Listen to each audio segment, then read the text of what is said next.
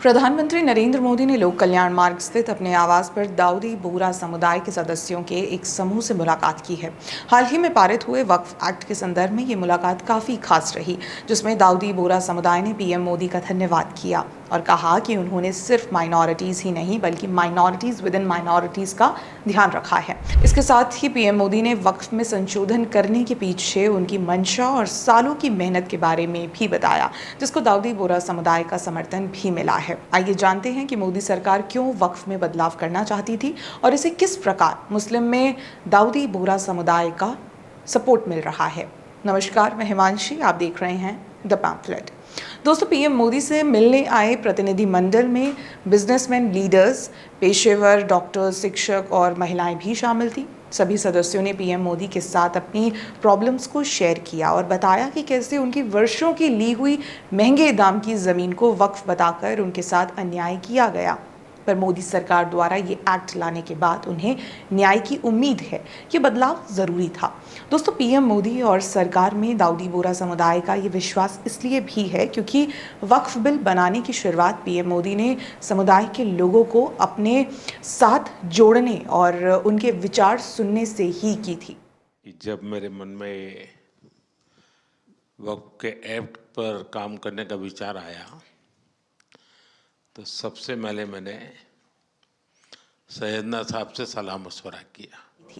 PM Modi ने interaction के दौरान बताया कि वक्फ को रातों रात नहीं लाया गया है, बल्कि इस पर पिछले 5 साल से काम किया जा रहा था। उन्होंने बताया कि वक्फ की बारीकियां समझने के लिए उन्होंने सैयदना मुफद्दल सैफुद्दीन से सलाह मशवरा किया था।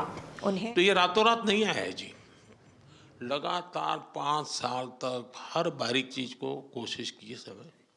फिर उसमें से मुझे बहुत पहले बड़े सैयदना साहब से काफ़ी बातें मेरी होती थी। उन्हें पता चला था कि किस प्रकार मुस्लिम समुदाय में बोहरा समुदाय से लेकर अलग अलग जातियों को वक्फ के कारण परेशानी उठानी पड़ रही थी। दाऊदी बोहरा से अधिक सिया मुस्लिम या अहमदिया मुस्लिम सभी को वक्फ के नियमों के कारण बहुत मुसीबत का सामना करना पड़ता था और इसी में सुधार करने और सभी का विश्वास सुनिश्चित करने के लिए वक्फ में बदलाव ज़रूरी था। तो मुझे मालूम था कि बोहरा समाज हो या शिया मुस्लिम हो, उनको तो और मुझे अहमदिया को और मुसीबतें हैं। मैंने कहा भाई इनको तो कोई अलग से प्रोटेक्ट करना पड़ेगा। उसमें से मैंने पीएम मोदी ने बताया कि कैसे वक्फ के नाम पर दाऊदी बोहरा समाज की ज़मीनों को दबाया जा रहा था और सैयदना साहब ये समस्या लेकर उनके पास आए थे। आप स्वयं देखिए। 19 में जीत करके आया, तब मेरे पास आया। 1700 से ज़्यादा मुस्लिम समाज की शिकायतें थी कि भाई हमें न्याय दो। इसके अलावा वक्फ से सबसे अधिक पीड़ित समुदाय की महिलाएं रहीं, जो अगर विधवा हो गई तो उनकी ज़मीनें दान के नाम पर कब्जाई गईं। पीएम मोदी ने कहा कि सैकड़ों विधवा मुस्लिम महिलाओं द्वारा भारत सरकार को पत्र लिखने के बाद ही इस मुद्दे पर चर्चा हुई और अंततः कानून में बदलाव किया गया। पीएम मोदी ने इस बात पर जोर दिया कि वक्फ कानून लाने के पीछे का मुख्य कारण महिलाएं ही रहीं, खासकर विधवा महिलाएं।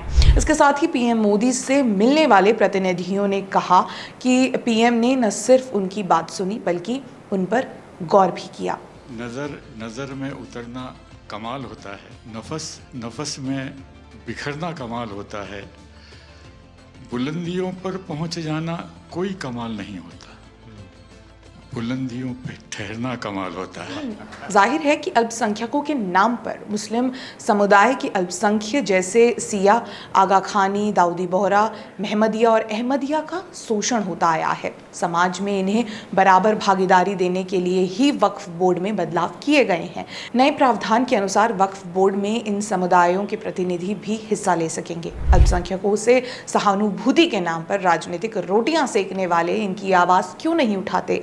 इन सारे मुसलमानों का वक्फ में कोई प्रतिनिधित्व नहीं है, वो भी मुसलमान हैं। उन्हें उनका अधिकार क्यों नहीं मिलना चाहिए?